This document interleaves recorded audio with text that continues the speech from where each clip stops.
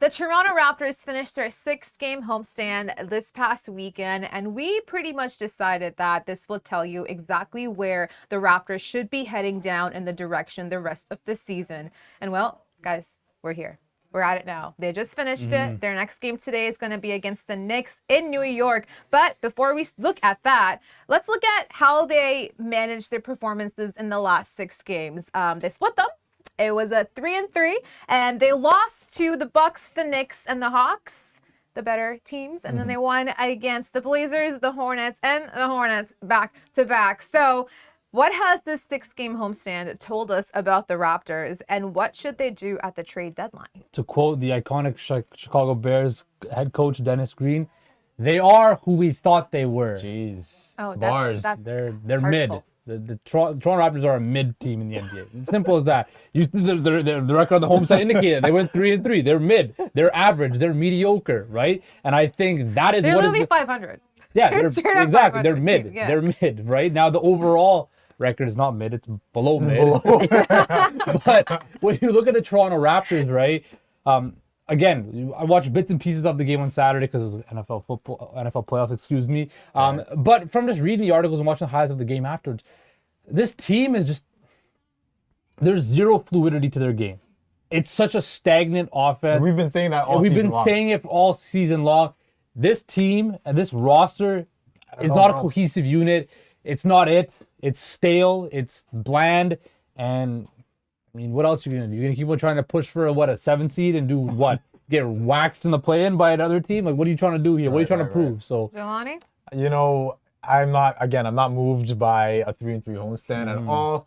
He said it best. This is a team that we understand who they are. Like, they are average, right? They are the definition of that. In terms of the deadline, it's coming up. We're going to see what the Raptors have in store for us. A lot of people think that a move is going to be done. I don't know. I don't know if they'll want to.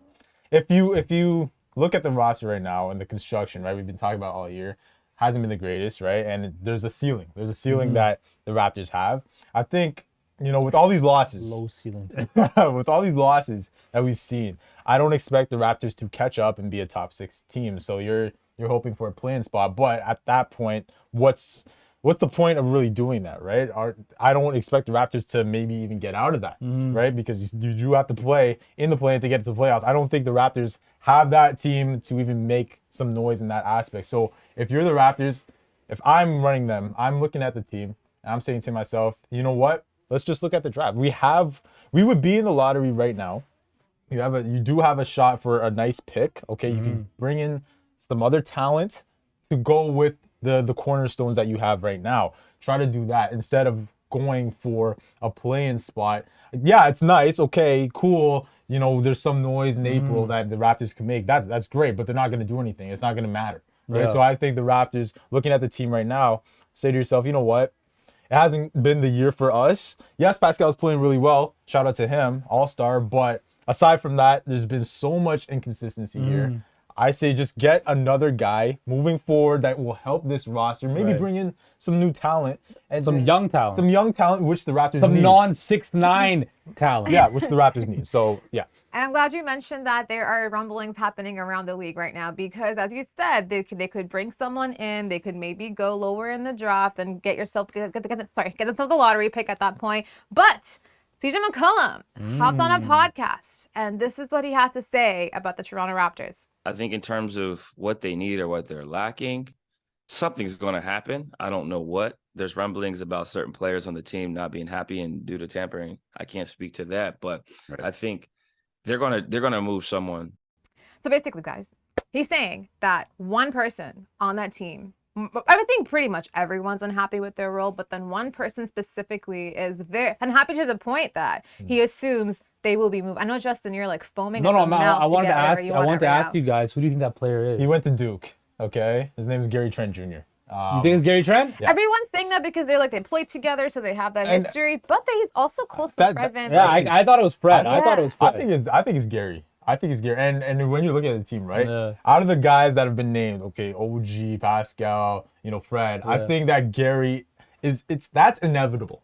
Okay? You knew he wasn't going to be here for a long time. unfortunately, because I like Gary, right? Awesome Yeah. He's 18 points per game this season. He's playing pretty well here and there. He's had inconsistencies. We understand that, but he's a pretty nice player, right? But we know the writing's on the wall. That's why I think it's Gary that's saying, you know what, I want Absolutely. out, because he knows the end is near. Yeah. Unfortunately. I guess so. You two, Justin, gonna go with Yeah, I Gary or thought it was Freddie? Fred because, piggybacking on what he said on Yeah. the JJ Redick podcast.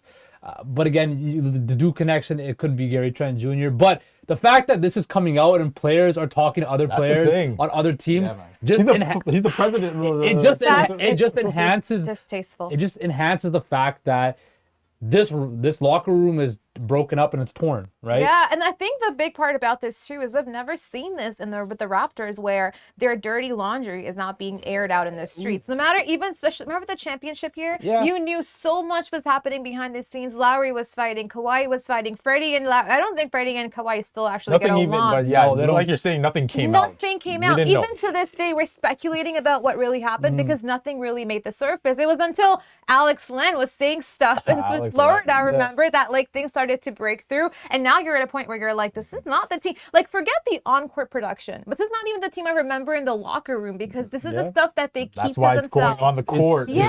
You're starting There's to no see leader, I feel like, in terms of like I think Fred is one of the best voices out there in the NBA, but you don't have to be just a voice to lead a locker room. You have to actually be present and gotta- be wise beyond your years and realize that you're not the guy. Like, you're not always gonna be the guy, right? And not, I mean, he's a guy, but he's not gonna always be the guy. And I think that's what they're kind of missing there. Because Siakam is as great as he is, he's not really a leader, right? He kind of Fred does is his the thing. guy. Fred is the Fred's guy. the voice of the locker room. Yeah. Right. So He would be the ultimate go-to. But again, this is the depressing part of the season. The Raptors are well into the second half of the season now too. So any kind of salvaging, I believe, is probably wishful thinking, maybe. But I know a bunch of you, especially Justin Pooni here, had this take about the Raptors that they actually predicted that they were not going to be a good team, that they were always going to end up looking like this. So I think Justin pretty much realized the beginning of the season. It was he's dying to say something Where do right you now. have them like in the standings? Do you remember?